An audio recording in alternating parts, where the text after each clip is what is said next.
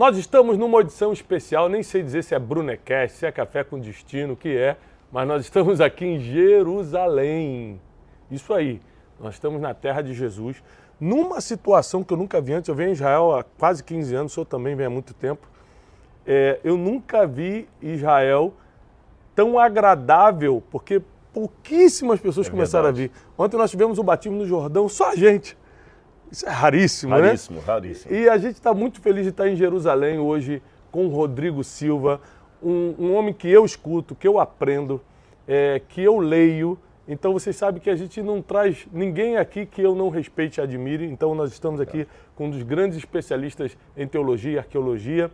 Ou seja, nós vamos aprender hoje sobre por que o povo judeu conseguiu superar tantos milênios de perseguição. Por que eles prosperaram tanto? Nós estamos vivendo o fim dos tempos ou não? Porque Israel é a terra santa, é a terra prometida. O que tem de especial aqui? Então prepara seu coração, porque hoje perguntas que eu não tenho coragem nem de fazer direito, ele tem de responder. Então prepara o seu coração e dê as boas-vindas para Rodrigo Silva. Obrigado, irmão, pelo convite. É um grande prazer estar aqui. Realmente, Israel vazio assim é ruim para o turismo, mas para a gente que está visitando é muito bom mesmo. E essa aqui é uma terra abençoada. Foi aqui que tudo aconteceu. Então, eu falo muito sobre desenvolvimento pessoal, inteligência emocional, e eu sempre, por ser muito ligado à terra de Israel, eu sempre falei da superação dos judeus, mas eu falava e falo do lado de como o judeu se programou financeiramente, como o judeu sempre foi programado emocionalmente para se reinventar. Eu lembro que a maioria dos judeus, assim, com muito destaque na sociedade que eu tive a oportunidade de entrevistar, eu perguntava assim, qual o segredo de vocês sofrerem tanta perseguição e conseguirem rapidamente se levantar, por exemplo, financeiramente? Eles sempre respondiam o seguinte: nós carregamos o que mais importa dentro de uma mochila. Seja uma obra de arte, um diamante, qualquer coisa, eles não investiam em coisas que eles não pudessem carregar, justamente por causa dessa perseguição milenar que eles têm. Mas isso é uma visão empresarial do negócio. Eu quero escutar do Rodrigo Silva o seguinte: qual é a visão bíblica, espiritual sobre a superação dos judeus? Olha, para começo de conversa, sobre os judeus eu falo citando um filme que eu assisti uma vez. O filme, acho que Somos Todos Iguais, foi o título que foi adaptado em português, Something About Us. E tem um trecho desse filme em que um homem, que era um morador de rua, que foi ajudado por uma mulher muito religiosa, ele conversa com o marido dessa mulher. E no diálogo, Tiago, ele fala o seguinte: a senhora Debbie é uma mulher maravilhosa, e o marido dela é maravilhosa. E o sem-teto fala: você não está entendendo, a sua mulher é uma mulher de Deus. Ele falou: eu sei que ela é uma de Deus. Não, você não está entendendo. Ela é amada por Deus. E quando você é amado por Deus, você passa a ser importante para Satanás. Israel é um povo amado de Deus. E por isso eles se tornaram importantes para Satanás. Em que sentido?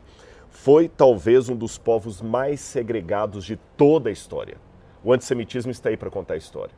E olha que interessante, eu falando isso aqui, Tiago, eu já digo até iniciando com uma temática um pouco polêmica, mas eu acho que você e todo mundo que está acompanhando a gente vai entender. Eu sou negro. Eu sei o que é ter que superar a situação do racismo por ser negro.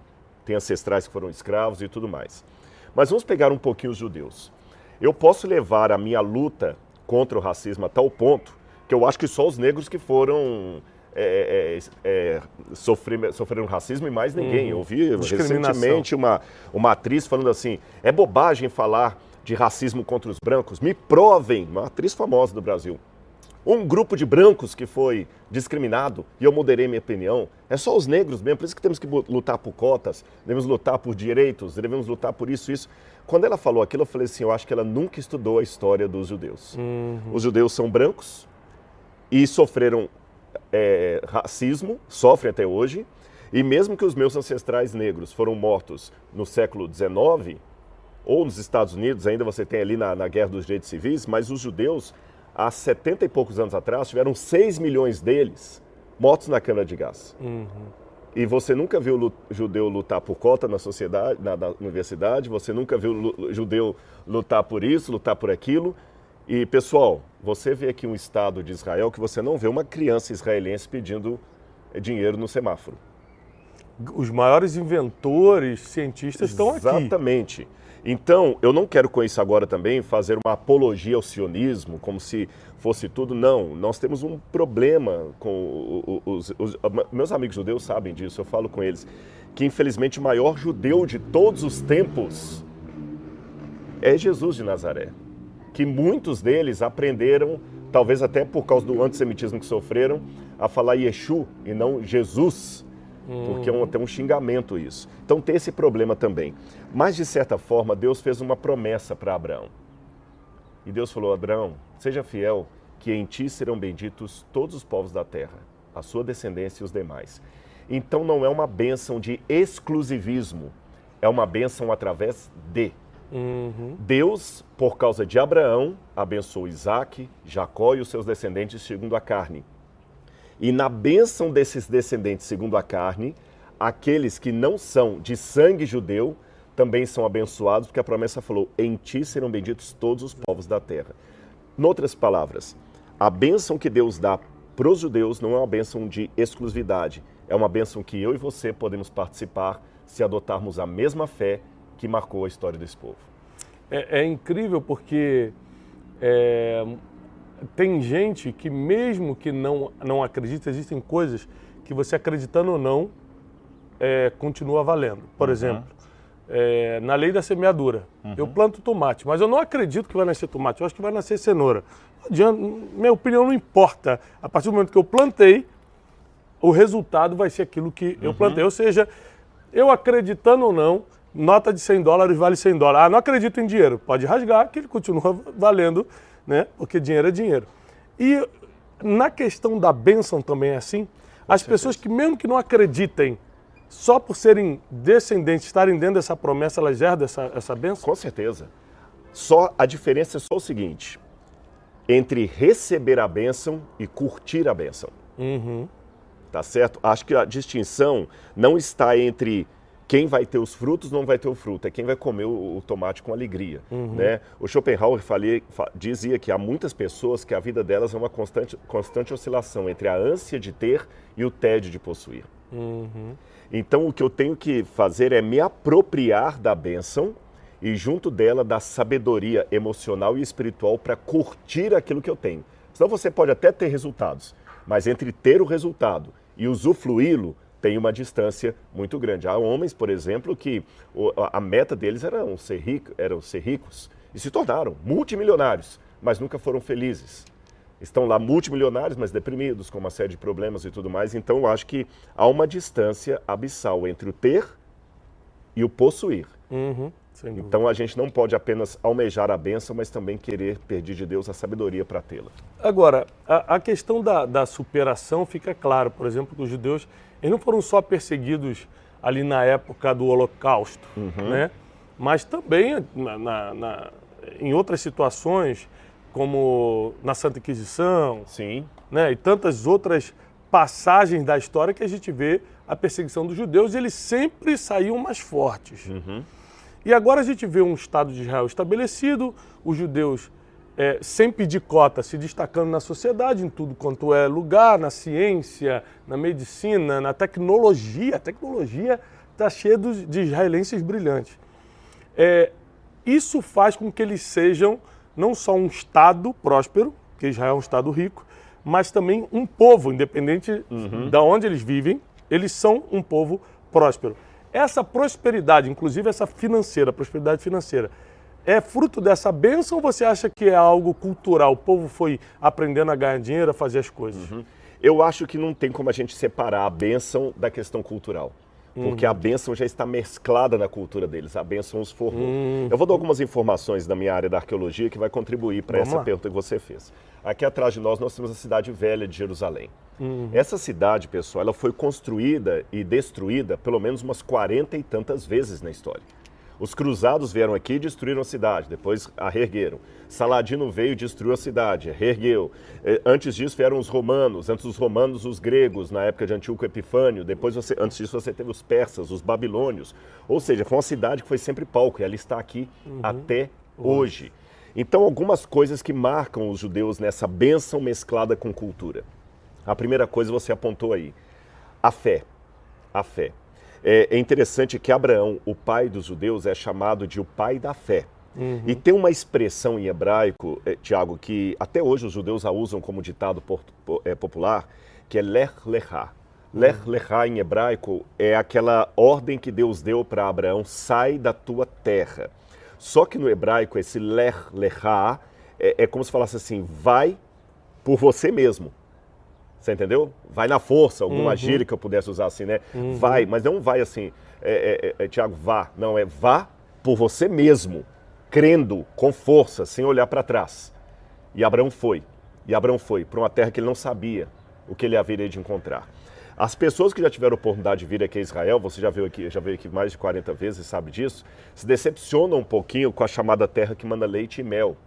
Porque eu estou falando de um país que tem 470 quilômetros do Líbano até o Egito e uns 130 do Mediterrâneo até a Jordânia. Um país menor do que a maior parte dos estados do Brasil. 63% desse país é deserto. São desertos. É o deserto do Negev, o deserto de Araba e o deserto da Judeia. Então o que eles têm de água aqui é muito pouco. O grande manancial d'água deles é o Rio Jordão, o Mar da Galileia, e eles ainda vendem água para a Jordânia, um país que quase não tem água. Então você vê, a primeira coisa, fé em Deus. Segundo lugar, identidade. Você falou isso, o judeu, ele está espalhado, mas ele fala que ele é um judeu americano. Eu não conheço os brasileiros que vão para o Brasil e falam que são brasileiros americanos. O filho nasceu lá, já é americano. Ele até prefere, mas meu filho nasceu na América, né? O judeu não, em qualquer lugar ele é judeu austríaco, ele é judeu alemão, ele é judeu americano. Fé em Deus, identidade, ele sabe quem ele é. Ele sabe quem ele é. Ele sabe que ele tem um pertencimento. E nessa identidade, a questão da família é muito importante para eles. É muito importante. Sabe? Tanto é que uma das características da Aliá, que é o convite para que os judeus voltem para cá, que moram nos países, quanto mais filhos você tiver aqui, mais ajuda o Estado vai ganhar, porque eles querem crescer, eles querem povoar a terra, eles sabem a quem pertencem. A história de sofrimento é passada de pai para filho, não com vitimismo. Essa é a diferença, talvez, de outros grupos que foram martirizados ou sofreram segregação. Eles passam com a ideia de superação. Tem uma história muito interessante em Israel, quando eles morreram no topo de Massada. É uma história complexa aqui, também debatível, porque foram judeus que foram mortos sem a sua vontade e no final se suicidaram, mas independente da polêmica que tem sobre essa história, eles foram massacrados pelos romanos e um dos lemas do exército é Massada nunca mais. Sabe? Então, se nós pegarmos esses princípios e aplicarmos em nossa vida, minha identidade pessoal, quem eu sou, nós não sabemos, às vezes, falar nem o nome do nosso bisavô, né? E a gente já para por aí. Qual a origem que eu tenho? Saber que os meus ancestrais também cometeram erros. Por que a Bíblia não conta só coisas boas do povo de Israel? Ela também conta que o grande rei de Israel, Davi, próximo de onde a gente está aqui, ele viu uma mulher tomando banho, foi lá, adulterou com a mulher e matou o marido dela. Isso é uma coisa terrível. Seria algo que, se fosse o meu avô, ia esconder isso da minha namorada. Mas só que eles contam. Por quê? Mostrar que os seus ancestrais também cometeram erros. Eles pisaram na bola. Mas o erro do seu ancestral não é motivo para você errar sob a escusa de eu sou assim porque o meu pai me criou desse jeito. Não, você tem que aprender com o erro dele, tá certo? Segundo, lembrar que você tem uma ancestralidade e você tem um Deus que chamou os seus ancestrais. Identidade, perseverança, não deixar que o caos me consuma. Enfim, num resumo, o que eu aprendo de Israel, olhando toda essa história de sofrimento e superação, é que quem quer dá um jeito, quem não quer dá uma desculpa.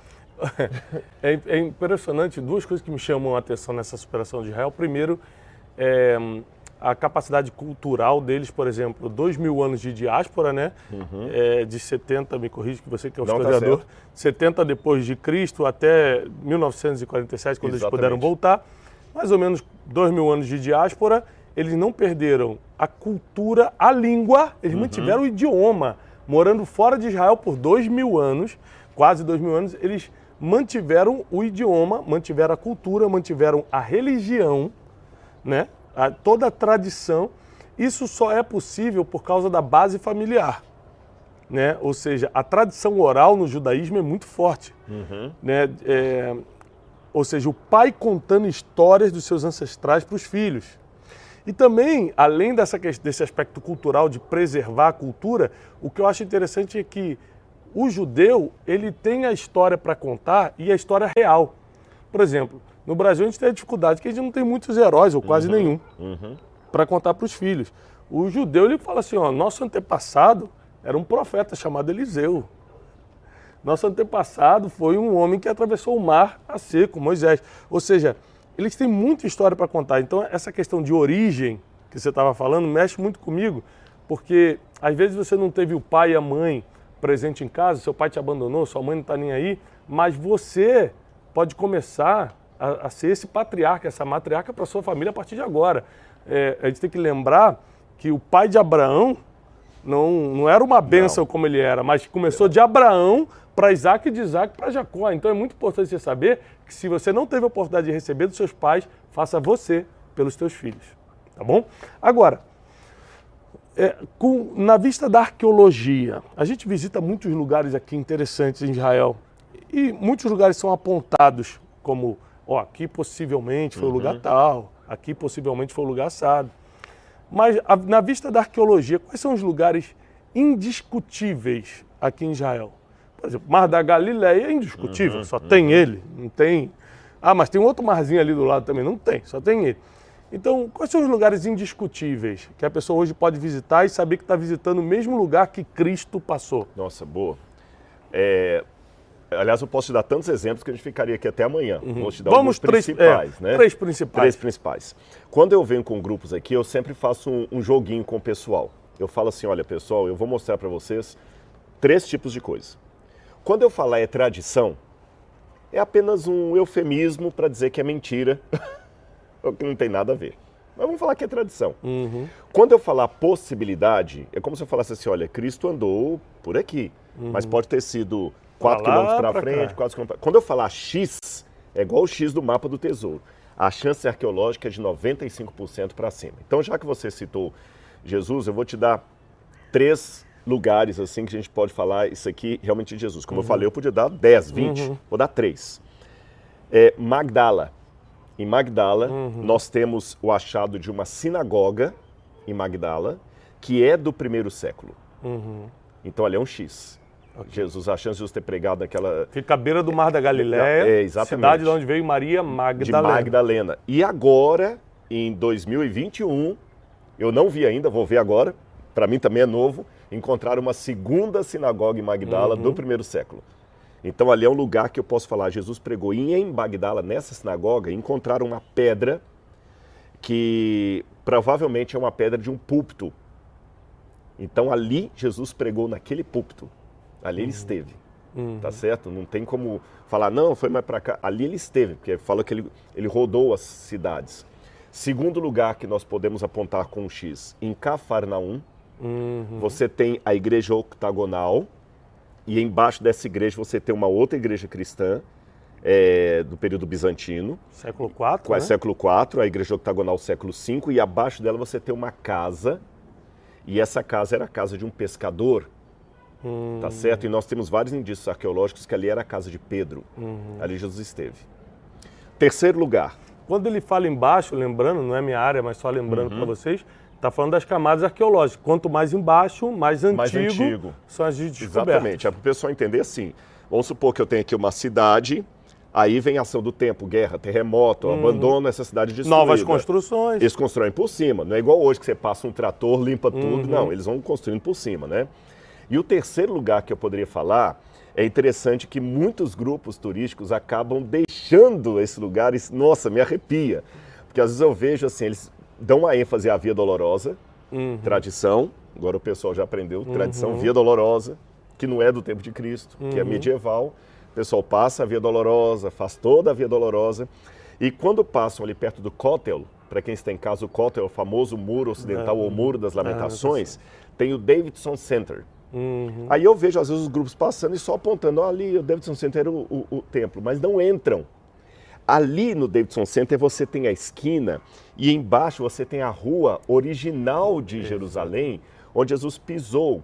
Esta rua, Tiago, ela inclusive, você conhece, ela é feita de pedra calcária, e ali os sacerdotes, na época que Jerusalém neva, pessoal, nós estamos agora saindo do inverno, hoje está um dia muito gostoso, que é outra coisa boa, não está aquele sol. Se tivesse no verão, a gente não estaria tendo essa... Não está nem sol nem calor, nem sol nem frio. Está um rebatedor natural aqui, os câmeras amam, né? Mas se fosse na época do verão, eu não sei se a gente estaria fazendo essa conversa aqui. Mas na época do inverno, os sacerdotes tinham que jogar sal naquele lugar ali, que era onde o pessoal ia para levar os vendilhões do templo estavam ali. E por que eles jogavam sal ali? Para derreter a neve. Igual faz nos Estados Unidos. Eles jogavam sal para derreter a neve, porque ali ficou muito escorregadio. Não sei se nas suas vindas aqui você vê em época de chuva, é perigoso ali aquelas ruas, elas ficam lisas, igual fossem saboadas. Então, quando Jesus falou o seguinte, vós sois o sal da terra. Se o sal perde o seu sabor, de nada mais presta senão ser lançado fora e pisado pelos homens. Jesus tirou essa imagem justamente desse lugar, que é um X. E ainda nesse lugar do Davidson Center, você atravessa a esquina, você vê pedra, uma pedra enorme. Ele tem uma pedra de 8 metros, sem emenda. Lá dentro tem uma outra de 13 metros. Você vê Jesus falando com os discípulos, vejam essas pedras grandiosas que vocês estão admirados, aqui não ficará pedra sobre pedra que não seja derrubada. E lá atrás você tem a escadaria de Hulda, que são escadas originais do templo da época de Jesus. E para terminar essa resposta aqui, eu quero contar uma historinha que o Tiago talvez conheça, vou contar para o pessoal em casa. Nessas escadarias de Hulda, para mim é um X duplo ali. É um X duplo, porque Jesus subiu aquela escada. E você tem interessante que é um degrau mais largo e um mais curto. Um mais largo e um mais curto. E a gente explica às pessoas que para você subir ao templo naquela época, não foi um erro de engenharia ou de arquitetura. É porque se você tem um degrau mais largo e um mais curto, você não vai subir de qualquer maneira, você vai subir olhando para baixo, com cautela. Então você já entra de maneira submissa na esplanada do templo. E essa história que eu estou contando aqui, nos anos 70, Armstrong, não o Lou Armstrong, o trompetista, mas o Armstrong que foi à Lua, ele esteve aqui em Jerusalém. Ele era religioso. E quando ele esteve aqui, eles fizeram toda uma movimentação, porque o homem que pisou a Lua veio aqui, então ele teve um guia especial para ele, fecharam os lugares para ele visitar, o governo de Israel deu placa para ele, e ele sentou nas escadarias de Hulda, que nós estamos comentando aqui, fica pertinho de onde a gente está aqui, gente, bem ali atrás. E aí o guia explicou para ele o que eu acabei de falar para vocês aqui, né, sobre a questão do templo, que as pessoas subiam para lá, o sacrifício. Aí ele parou pensativo e pediu licença. Alguém falou, eu tenho uma pergunta para fazer para você. Eu sou cristão, qual a chance de Jesus de Nazaré ter passado por essa escadaria aqui? O guia falou 100%. Uau. Quando o guia falou 100%, o Armstrong se emocionou e falou assim, obrigado. Eu estou mais emocionado de estar sentado aqui nesse lugar do que eu fiquei quando eu pisei na Lua. Uau. Isso é Jerusalém, isso é a história do nosso povo. É a minha história, é a sua história. Eu costumo dizer que a pessoa ela pode ler a Bíblia em casa ou caminhar pela Bíblia em Israel também, né? A gente aprende, quando a gente vem a Israel, a gente tem essa experiência empírica de aprender fazendo, é muito especial em Israel. Agora, vamos falar um pouquinho. Tem um termo teológico que Israel é o relógio de Deus, né? E muita gente me cobra, Tiago, você tem que falar mais da volta de Jesus. Você só fala de desenvolvimento pessoal, você só fala que a pessoa tem que ser melhor, tem que falar da volta de Jesus. Eu sempre explico o seguinte, gente, existe a multiforme sabedoria de Deus. Cada um opera numa área. Tem gente que opera com milagre, eu não opero. Tem gente que opera com cura, tem gente que opera em outros dons. Ensino. Cada um opera numa área. E eu sempre falo o seguinte, olha, eu não consigo te explicar a escatologia porque não é a minha área. A escatologia é o estudo do fim dos tempos. Mas tem muita gente que eu posso indicar. Então, hoje nós vamos escutar um especialista. Nós estamos aqui no relógio de Deus. O mundo está acabando, não está. A gente está no meio dessa guerra Rússia e Ucrânia. Né? A gente está gravando aqui em Jerusalém, no meio desse conflito de Rússia e Ucrânia. Mas toda tragédia que acontece no mundo, o pessoal fala, Jesus está voltando, Jesus está voltando. Covid começou 2 anos atrás, pronto, acabou o mundo. Qual é a sua visão sobre isso? Qual é a sua base teológica para o fim dos tempos? Israel é o relógio de Deus. Vamos falar um pouquinho sobre o fim dos tempos. Eu vou dar um resumo das duas principais vertentes que há hoje e aí cada um decide por ela e vou falar qual que eu adoto. Tá. Porque eu acho que a gente tem que primeiro ser honesto com as informações, não dar apenas a minha ideia, fazendo parecer que todo mundo pensa como eu. E a segunda, discordar com classe, porque há pessoas que eles querem defender as ideias deles sempre diminuindo o outro, né? Se eu acho que água é melhor do que, sei lá, do que suco, aí eu vou falar, água é melhor, aí você acha que é suco? Não, ele não entende, esse camarada é um vazio. Não precisa disso, sabe? Eu acho que não é por aí. Então vamos lá. As duas principais vertentes hoje são as seguintes. Uma delas, que é a mais popular, a mais conhecida, é a chamada vertente do dispensacionalismo. O que é o dispensacionalismo? O dispensacionalismo é uma corrente recente. Ela começou no século XIX para cá, no finalzinho do século XVIII, para ser mais preciso, e ela começou a ganhar popularidade dentro do mundo protestante e evangélico a partir da Bíblia anotada de Scofield. Tá certo? Então você tem Darby, primeiro, que foi um teólogo que se encantou com essa ideia de Israel, centro e tudo, e as ideias dele passaram para a Bíblia de Scofield. Depois de Scofield, você tem Hal Lindsey. E Hal Lindsey vai projetar coisa mais ainda, tá certo? Quando ele escreve livro e depois filme, Deixados para Trás. E hoje eu posso dizer que talvez 70% dos evangélicos e protestantes que estão assistindo conosco hoje pensam em Israel como sendo o relógio de Deus, o dispensacionalismo como sendo o rapture, o arrebatamento da igreja, e o Armagedon como sendo uma guerra final que acontecerá aqui em Israel, no Vale do Jezreel, onde Rússia, China e outros inimigos de Israel farão uma ação contra Israel, e Israel enfrentará esse grupo juntamente com Estados Unidos e aliados. Tá, só para fazer Isso foi bem um resumo. Né? Isso foi o que eu aprendi desde criança, né? Tá? Exatamente. Foi isso que eu aprendi. Inclusive agora são 3 da tarde aqui em Israel, está começando a oração dos muçulmanos. Exatamente. Provavelmente vai vazar no microfone, porque as mesquitas começam agora as orações muçulmanas. Essa foi a teologia que eu aprendi. Mas uma coisa, antes de você falar a segunda parte, uma coisa que você falou no início me tocou muito sobre não diminuir a opinião do outro. Eu entendo que cada um acaba carregando a sua própria verdade por causa do celeiro que ele teve a vida toda. Eu vim de um celeiro, vim de um quadrado que me ensinou isso. Aí na fase adulta eu comecei a contestar algumas coisas, mas será que é assim? Em 2014 eu quebrei financeiramente, emocionalmente, tive depressão, pânico, mas depressão de verdade, pânico de verdade. Então a gente fica triste hoje e fala que é depressão. Eu falo, gente, esse pessoal não sabe o que é isso. Eu sei, depressão eu sei. Então, eu tive depressão de verdade. Eu quebrei financeiramente de verdade, de ser ameaçado, de falar, já era, acabou minha vida, acabou meu nome, acabou tudo. Nesse período eu falei, eu vou ler a Bíblia para desmascarar Deus. Porque se Deus fosse de verdade, eu sou crente desde criança, eu não estaria passando por isso. Então, nesse tempo de quebra que eu estava revoltado com Deus, eu queria desmascarar Deus, falei, vou ler a Bíblia para encontrar os erros. Foi aí que eu conheci a Bíblia de verdade, foi aí que vi que Deus é incontestável, foi aí que eu tive uma grande experiência com Deus, mas também aprendi outra coisa, eu aprendi a respeitar o quadrado do outro. Eu aprendi que não é porque eu acredito em uma coisa e você acredita em outra que a gente vai brigar. Porque no final das contas você tem as suas experiências, você teve a sua cultura, a sua forma de criação, a sua teologia. Então assim, nunca valeu a pena uma pessoa bater de frente com a outra para defender sua verdade. Defenda sua verdade acendendo a luz e não gritando com a escuridão, né? Tem gente que adora gritar com a escuridão, ao invés de só acender o interruptor e deixa as pessoas decidirem o que elas querem. Então, essa foi a teologia que eu aprendi, essa primeira teologia, e agora eu quero escutar a segunda versão, a segunda parte. Vou passar. Aliás, já assistindo essa experiência sua, só um parênteses bem rápido aqui, que você falou da sua luta, como é que você encontrou Deus. Olha a diferença do nome Israel para Islã. Islã significa submisso a Alá, submisso a Deus. Israel é luta com Deus. Se você for olhar do politicamente correto, é melhor falar que você é da religião do submisso a Deus do que da religião do luta com Deus.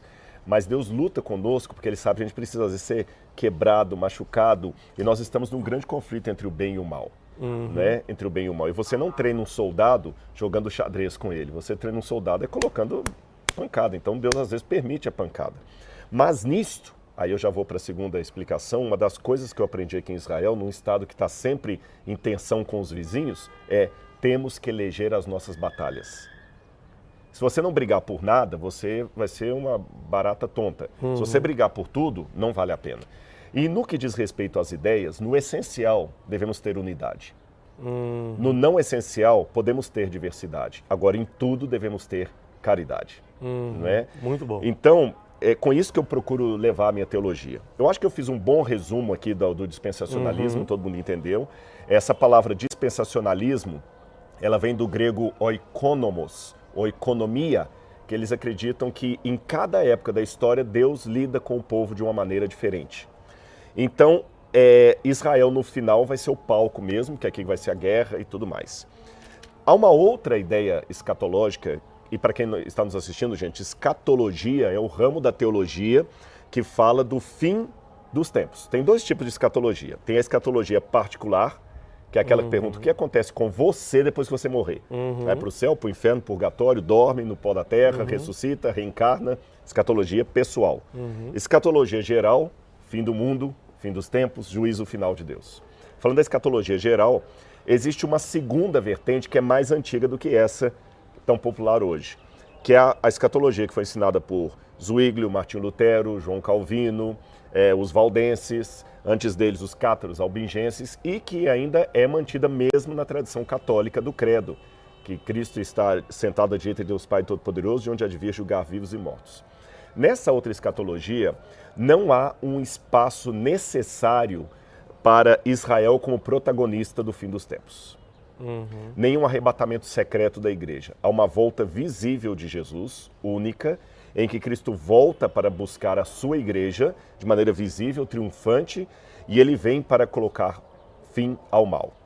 Não há essa ideia de um conflito real entre Israel e seus inimigos aqui, e é aí que Cristo volta, tá certo? Esta visão é a que eu adoto hoje, que é a ideia mais antiga da Igreja Batista. Se você pegar os batistas da época, mesmo antes de Billy Graham, se você presbiterianos, que é metodistas e outros que eu podia dizer, Wesley, né, que eu citei aqui. Agora, é interessante que essa visão, embora ela fosse mais clássica, ela é a menos falada hoje. As pessoas esperam mais o arrebatamento e esse sendo. Deixe-me pontuar uma visão discordante com muito respeito, que esta ênfase que veio de Darby e depois se acentuou com a Bíblia de Scofield, que eu falei, Tim LaHale, ela foi ganhando força progressiva, mas especialmente durante a Guerra Fria, onde era uma característica dos pregadores norte-americanos protestantes demonizar a União Soviética e valorizar os Estados Unidos como protagonistas.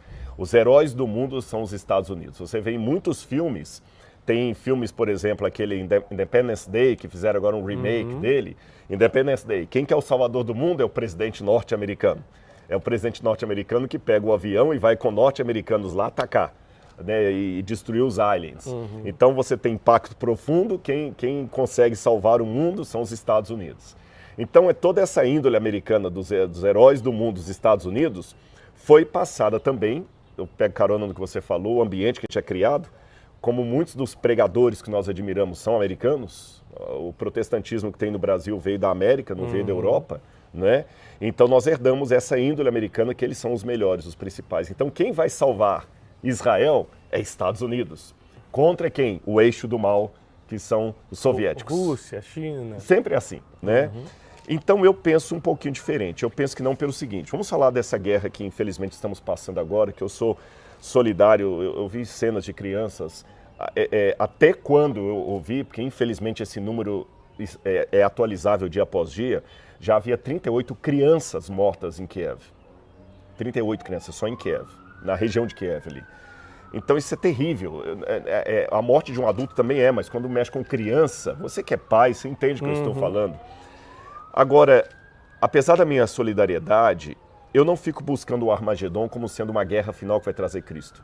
Por um detalhe da Bíblia. Aqui em Mateus capítulo 24, existe um episódio muito interessante que é o Apocalipse dos Evangelhos. E pessoal, nós estamos justamente aqui perto do Monte das Oliveiras. O Monte das Oliveiras já pega toda essa região aqui onde a gente está aqui atrás. E o que eu estou falando aconteceu justamente aqui. Jesus estava com os discípulos ali em Jerusalém, vendo as pedras do templo. E hoje nós temos restos dessas pedras, o Tiago conhece, tem uma que mede 13,5 metros sem emenda. Sabe o que é uma pedra de calcário inteira de 13 metros sem emenda? Inteira.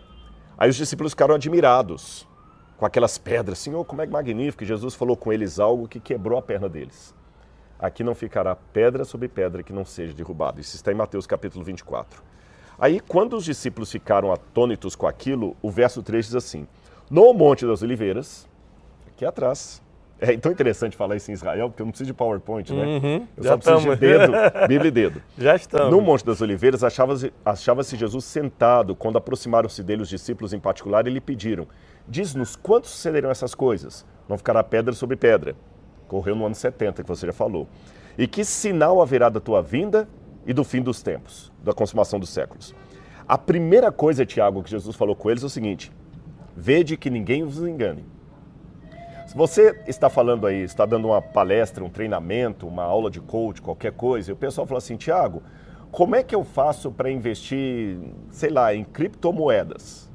E você já começa falando assim: olha, cuidado para que ninguém tome o seu dinheiro. Se você já fala isso, é porque tem muito picareta na internet oferecendo ganhos fáceis. E se você fala isso antes de dar qualquer conselho, é porque realmente existem muitos falsos aí. Então, você cuidado. Então, porque haverá falsos sinais. Porque virão muitos em meu nome dizendo: eu sou o Cristo, enganarão a muitos. Agora vem o ponto. Portanto, se levantará nação contra nação, reino contra reino, haverá fomes e terremotos em vários lugares. Porém, isso é o princípio das dores. Em momento não algum, é o fim ainda. Jesus falou que é uma guerra que vai marcar a volta dele. Pelo contrário, quando você vai lá em Tessalonicenses, Paulo diz o seguinte: quando andarem dizendo paz e segurança, é que lhes virá sob repentina destruição. Casando-se, dando-se a casamento. Exatamente. Então, o anticristo, quando ele governar, ele não vai trazer uma guerra. Ele vai trazer uma falsa paz. O mundo vai estar... Tanto é que a Bíblia fala que quando o anticristo dominar, as nações, Apocalipse capítulo 13, vão se maravilhar seguindo a besta e falando: quem é semelhante a ela? Não vai poder comprar nem vender, senão quem tem a marca do seu nome. Ora, se o anticristo vai ser um governo parcial que vai lutar contra Israel, como é que eu vejo a profecia de Apocalipse que o anticristo vai dominar o mundo inteiro? Sem que ninguém lute contra ele. Os únicos que vão estar contra o anticristo é o remanescente fiel, que nessa segunda interpretação não será tirado da terra antes, eles passarão pela grande tribulação. E alguns podem falar: mas Rodrigo, mas a Bíblia fala em Apocalipse: eu te salvarei da grande tribulação. Como é que você entende isso? Deus salvará da mesma maneira que ele salvou Noé. Deus não salvou Noé do dilúvio, tirando Noé do dilúvio, ou retirando a família de Noé antes que o dilúvio se abatesse. Mas colocando uma em arca. Meio às águas. Como é que Deus salvou o Tiago para estar agora um homem renovado? Foi no meio da sua tribulação. Então a tribulação não é algo que Deus impede o crente de participar. Ele salva você, fazendo você sobreviver àquilo e mais forte. Tá certo?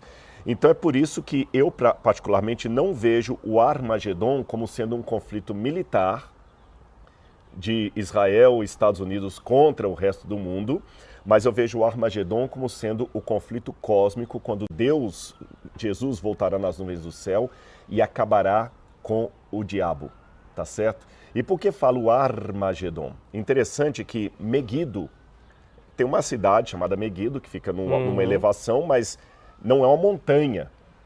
Ali não tem montanha. Você sabe que a planície ali do Jezreel é um grande vale, gente. Você não vê Israel, compensa vir, né, Tiago? Ali você vê um vale tremendo.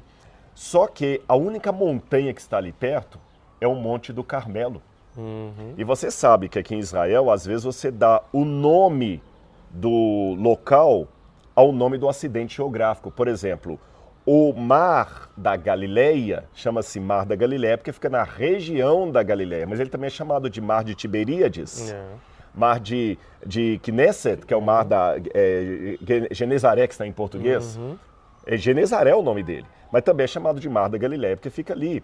O Monte Sinai é chamado de Sinai porque fica na península do Sinai, tá certo? O Jardim do Éden ficava na região do Éden.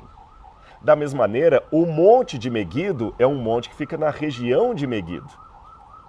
E qual que é o monte que fica na região de Meguido? O Monte Carmelo. E o que aconteceu no Monte Carmelo? A batalha do bem contra o mal, quando Elias fez descer fogo do céu. Então eu entendo que esse final é quando a Bíblia fala que Jesus, com o sopro de sua boca, exterminará o filho da perdição. Tá certo?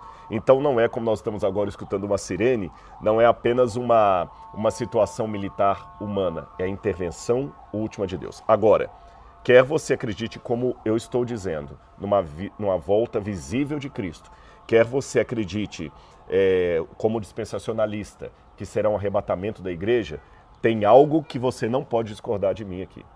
Sabe o quê? Você tem que estar com Cristo. Uhum. Você entendeu? Você tem que amá-lo e falar, Senhor, seja por arrebatamento secreto, seja por uma vida visível, eu quero estar do lado do Senhor e não do anticristo. Essa decisão, aí você não pode mudar. Essa é a pergunta que eu queria te fazer. Sempre quando eu estou com grandes teólogos, eu pergunto isso. Se eu acredito no dispensacionalismo, eu só acredito na outra versão. Se eu sou mais para o lado do calvinismo, se eu sou mais para o lado do arminiano.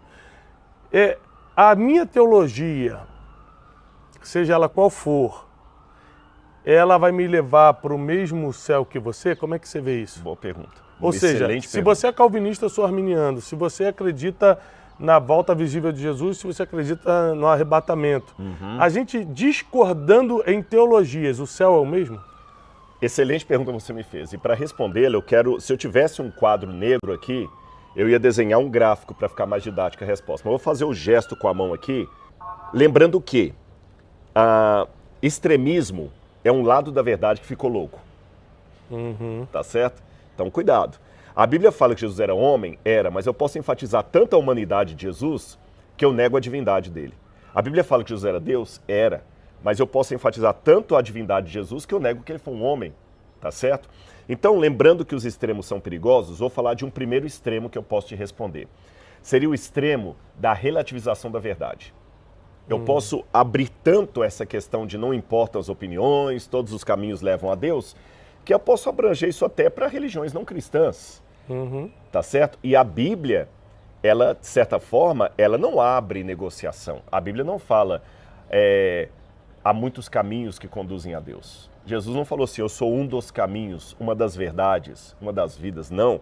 Jesus falou, eu sou o caminho. Quando você lê isso no texto grego, é mais enfático ainda. Ego emi re rodos, redzoe, realeteia. Eu sou o caminho, não um dos. A verdade, a vida.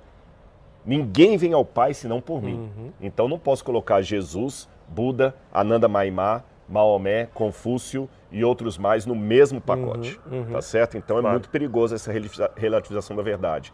Então eu não posso assumir aqui uma espécie de relativização da verdade. Senão eu vou cair numa situação muito complicada. Então, falando em termos de ortodoxia, Jesus encontrou um sujeito que era o extremo oposto do que Jesus acreditava como judeu. Porque ele oferecia sacrifício aos deuses, oferecia sacrifício ao imperador, jurava pelo nome do imperador e ainda ostentava uma águia de opressão que era a águia romana. Era um centurião romano. E quando ele falou, Senhor, meu servo está precisando de uma ajuda lá, não precisa o senhor lá em casa não, nem sou digno que o senhor entre em minha morada. Só o fato dele fazer isso significa que ele não era convertido ao judaísmo. Aí Jesus falou o seguinte, puxa vida, alguém lá falou, olha, senhor, ajuda esse homem porque ele é amigo da gente, ele ajudou a edificar a sinagoga, mas entre ajudar a edificar a sinagoga e curar, Jesus falou o seguinte, eu não encontrei em Israel fé como desse homem. Isso é muito sério. É como se tivesse nós dois aqui agora, Tiago, dois líderes cristãos, pregando na internet, um monte de gente nos seguindo, e Jesus chega aqui, e chega um muçulmano desses que estavam acabando de orar há pouco aqui, o pessoal deve ter ouvido aqueles na oração, Jesus falou o seguinte, tá bom, Tiago, parabéns, Rodrigo, mas olha, que fé desse muçulmano, hein? Imagina Jesus aqui agora, nós temos a oportunidade de fazer um podcast com Jesus, Jesus falou o seguinte, olha, eu não encontrei nem nessa sala aqui uma fé como desse muçulmano que está orando ali. Eu ia ficar morrendo de vergonha, e você também? Sem dúvida. E Jesus falou, outra situação, a mulher cananeia, Ciro-Fenícia, era pagã, ela adorava deuses. Então vocês notam que Jesus quebrou muitas vezes a perna dos ortodoxos demais, quando ele elogia a fé de um pagão. E ele fala, eu tenho ovelhas que não são desse aprisco, a mim convém conduzi-las. Mas um dia haverá um só rebanho, um só pastor. Jesus não relativizou a verdade. Ele falou, eu sou o caminho, a verdade e a vida. Mas tem alguns que estão me conhecendo, mas talvez eles estão me conhecendo por um outro nome. Talvez eles não estão me reconhecendo como Jesus por culpa de vocês. Quem dizem os homens que eu sou? Uns falam que sou João Batista, outros falam que sou um profeta. Tá, e vocês? Quem vocês estão falando para eles que eu sou? Tá certo? Então, Tiago, eu entendo assim, eu tenho a minha convicção doutrinária, teológica, eu não a relativizo, mas nessa convicção doutrinária o meu papel é testemunhar para você, não convencer você, não acusar você, não ser um advogado de Deus, ser uma testemunha de Deus. E saber que se eu chegar lá no céu, guardando o sábado, e você chegar no céu guardando o domingo, que legal, nós dois estamos lá. O que eu não quero é ir para o inferno. Então, eu não vou deixar de guardar o sábado, porque o outro acha que não deve guardar o sábado, porque senão eu estou indo contra a minha consciência. Mas eu não vou achar que o céu é só para os guardadores do sábado. Você entendeu? Se eu fosse... Agora é sim, eu posso, dentro da teologia, fazer uma observação honesta e ao mesmo tempo respeitosa. Por exemplo, eu tenho dificuldade com a teologia que diz que Deus determina quem vai ser salvo e quem não vai. Calvinismo. Eu acho que isso pode trazer uma consequência meio complicada, mas eu estou questionando aquela teologia, não os que aderem a ela, que são pessoas que merecem o meu respeito. Então, eu acho que é isso que nós devemos ter, essa sensibilidade de ter firmeza naquilo que eu creio e deixar que o céu caiba. Sem diminuir o outro, né? Exatamente. Vou dar um exemplo bíblico agora para fechar de maneira didática. Eu sou judeu, creio na circuncisão, no Shabat, no templo, na vinda do Messias. Mas dentro da minha teologia tem espaço para o centurião, que não crê em nada do que eu creio, para a mulher cananeia, que não crê em nada que eu tenho, até num demoniado de Gadara, que era também de uma cidade pagã. Então Jesus não relativizou o judaísmo, mas ele abraçou pessoas que não tinham nada a ver com o judaísmo. Agora, para a gente caminhar para o fim, infelizmente, está escurecendo em Jerusalém, né? É verdade. Uma pessoa que não tem contato com a Bíblia hoje, porque isso tudo que a gente falou aqui é complexo até para quem está claro. Até para quem está muito tempo em contato com o Evangelho, com a Bíblia. Uma pessoa que não tem contato nenhum com a Bíblia, qual o conselho que você daria? Por onde começa? Qual o melhor caminho para a pessoa começar a entender um pouco mais desse novo mundo que é o mundo bíblico? Eu costumo falar o seguinte, olha, a Bíblia está dando certo há 2000 anos. É verdade. Eu vou pela estatística. Mais de 2000 anos, né? É mais de 2000 anos. A nossa Bíblia tem 2000 anos, mas a dos judeus começou bem antes. Há milênios está dando certo, entendeu? E outra coisa, em nenhum lugar os princípios que dão certo aqui são proibidos. Honrar pai e mãe é bonito em qualquer lugar. Lá no Japão é bonito. Falar a verdade não é proibido em nenhum lugar. Em qualquer lugar você pode falar a verdade. Ou seja, tudo que é um princípio milenar está dando certo e não é proibido em lugar nenhum. Todo mundo reconhece as vantagens que isso traz. Então qual o conselho que o Rodrigo dá hoje para quem está começando agora a trilhar esse caminho bíblico? Ótimo, excelente. E eu estou notando que as pessoas estão cada vez com mais sede da palavra de Deus. Isso é muito, muito legal. E eles veem coisas. Você falou que você fala muito na área de crescimento pessoal, essa coisa toda, mas você é um cristão, você não nega a Bíblia. Quando no santuário a pessoa ia levar o cordeiro para ser sacrificado, ele tinha que colocar a mão sobre o animal, ele tinha que verbalizar, confessar o pecado dele. Aí eu vou no psicólogo hoje, ele fala como é que é importante verbalizar o sentimento. Já estava lá atrás. A questão de honrar o pai e a mãe, a questão de... Deus falou o seguinte, cuidado com o erro dos seus pais, porque passam de pai para filho, essa coisa toda. Então esse livro, ele muda as pessoas. Então vamos lá. A minha sugestão, você não conhece nada de Bíblia, você nunca leu nada, comece lendo o Evangelho de Marcos. Tá certo? Gente, o Tiago já pediu desculpa, nós estamos falando que esses barulhos são normais, nós estamos em Jerusalém. Está no meio da cidade. E fique tranquilo, mas fique tranquilo, não é nenhuma bomba, não é nenhum ataque, não. É porque nós estamos perto de uma zona de hospital. Aqui tem um hospital, inclusive, a gente estava falando aqui, que foi construída pela ancestral, pela Vitória Augusta, do rei Charles, né? Rei não, já estou colocando o nome como rei, o príncipe Charles, né? Já matei a Elizabeth. Então aqui tem muito hospital de caridade, vocês vão ver muito barulho de ambulância, tá certo? Mas voltando ao que eu estava falando, comece a estudar a Bíblia pelo Evangelho de Marcos, porque Marcos foi o primeiro evangelho a ser escrito. Eu sei que pra gente coloca aqui é Mateus, mas foi Marcos. E Marcos foi escrito com uma linguagem mais infantil. Uma curiosidade que muita gente não sabe, Marcos, na verdade, é de autoria de Pedro. Muita gente fala o seguinte, Pedro podia tanto ter escrito um evangelho, ele escreveu, porque Papias fala o seguinte, Pedro falava, Marcos escrevia.